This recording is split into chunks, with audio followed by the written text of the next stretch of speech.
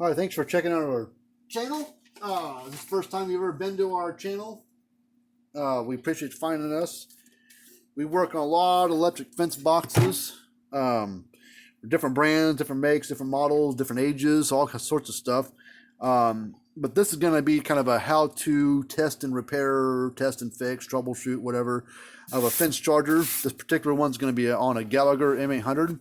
It's old style. If you've never heard of us, seen any of our videos, we've got almost 400 videos on YouTube of all sorts of things on how to fix videos, how to test, how do things work, how review videos on things. We also got some videos on some cattle scales and livestock, low bars and stuff like that as well. But go to our website. It's fencerfixer.com.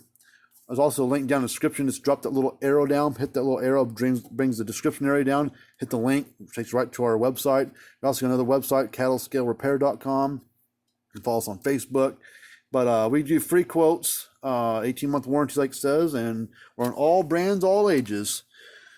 So this note on this one, where'd it go? It says it's not energizing the fence. So that could be anything. That could be it doesn't come on, or it comes on but no output. You know, that's pretty vague description, but you know, something to go by. So I'm going to take the cover off first before we plug it in. This one, they put a Phillips screw in here. They sometimes will have a security screw, some type, because these are, I believe, UL listed units. No UL sticker on here, but I'm pretty certain the AC models of Gallagher's were all UL listed, but I don't see a UL sticker on here. But there was a funny screw right there at one time, but they put a Phillips type screw in there. So we're going to take this cover off. I need 2 flat screwdrivers, just regular old looking ones. Go inside the case right here at the top there. There's a little black tab inside there. Go on right above it in dead center. Lift up on your handle, which pushes the tip of your screwdriver down.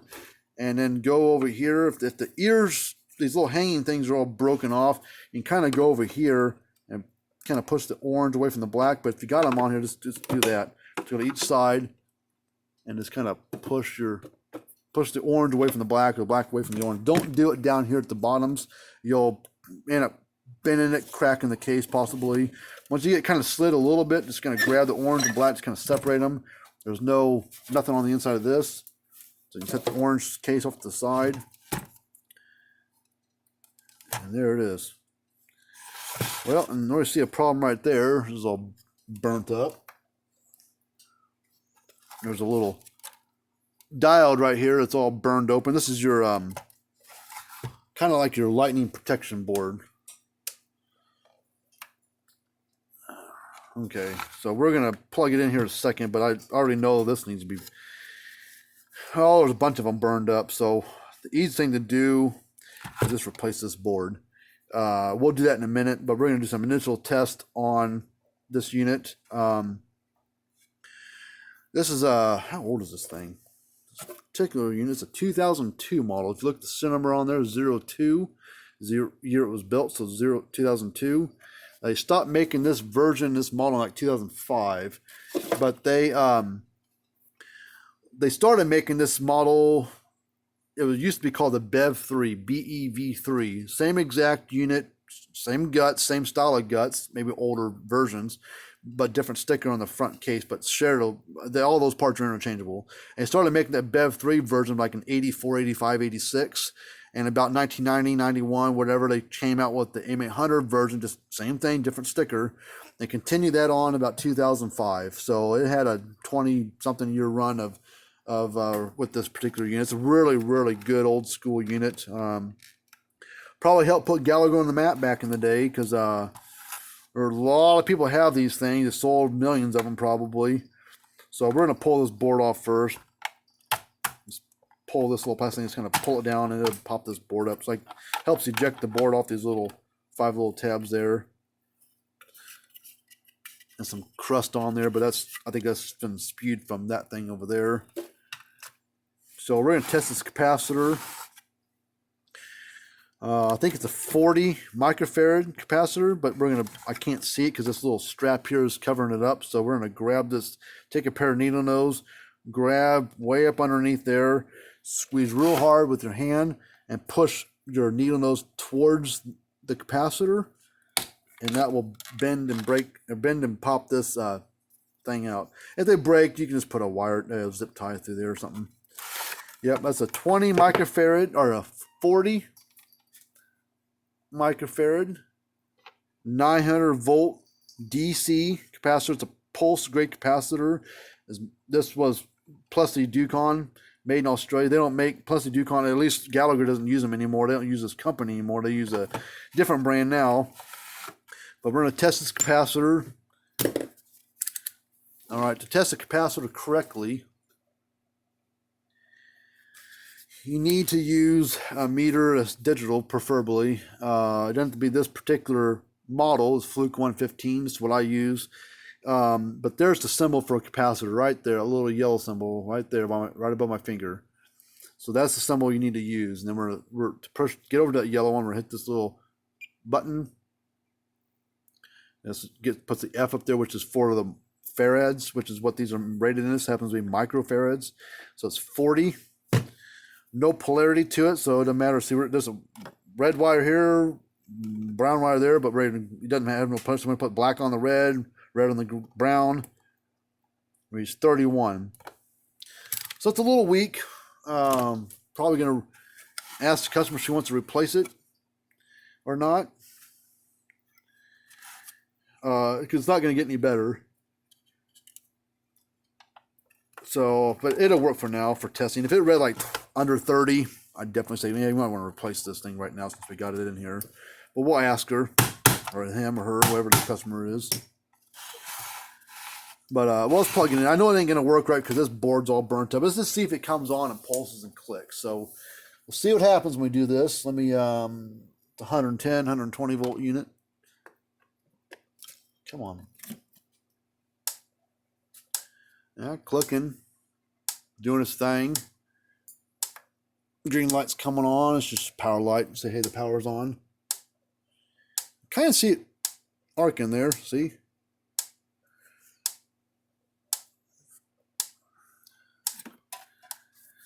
But this output board is what they call this. This is the kind of like a lightning protection board. It also takes the voltage from your transformer, which sits underneath this board, and builds it up, or transformer builds it up, sits it to this board, which splits it off to your fence and ground and half power and all that fun stuff. But all these blue things here, all these little white diodes here, all that's lightning protection stuff. So, I mean, like the Zariba, American Farm Works, all those 100 and 200 mile, they have the Storm Guard thing on this. Basically what this does, but this was built inside the unit versus externally. But that board can probably be fixed, but it's going to take forever to fix that because I don't know if, you know, if one or there's like 2, 3, 4 dials that are bad, but I imagine all of these things are all bad. I mean, that one's broken half, that one's bad, that one's definitely bad, that one's bad. Just by looking, you see them cracked open. And who knows these big old blue things, these like surge suppressors, basically what these little blue things are. But now what we're going to do is this tab is leaned over a little bit. We're going to plug it in without that board on there.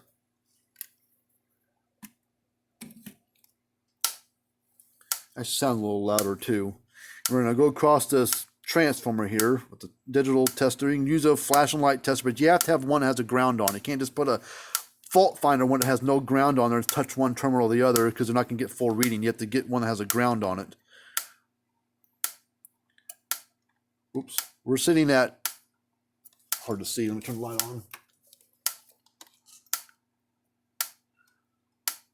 Sitting at about 9,000 volts, so the transformer itself is good so far.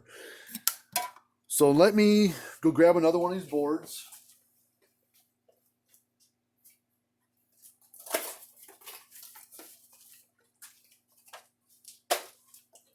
This is what the new board looks like.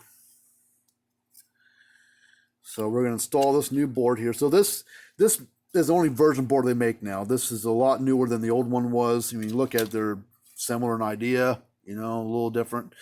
But they've made like 10 versions of this board in 25 years. So, you know, so if you got an old Bev 3 that's 35, 40 years old, this board will fit right in there just fine. So no change in that. So now to make this easier for installation, you got these three tabs here, right here for your fencing ground and half power. You got 3 sleeves on your board, that one, that one, and that one. They're kind of pinched kind of tight. So to make it easier to install it, take a flat screwdriver and just kind of shove it up inside there, widen that gap up just a little bit. And it makes it easier to install this back in there. So now we're just gonna, you gotta kind of get this board has to slide up underneath these little white things right there.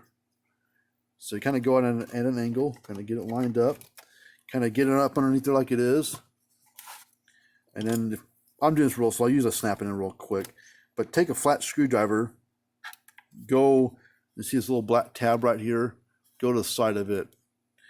And usually just pushing your forward will help push it in there, but also make sure your tabs on the transformer underneath here are lined up straight, and because that board has to set back down on those. So once you get lined up on there, just push like that and then go right on in.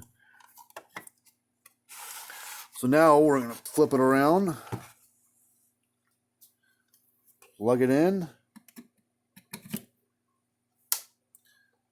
and see it's flashing a little red light now.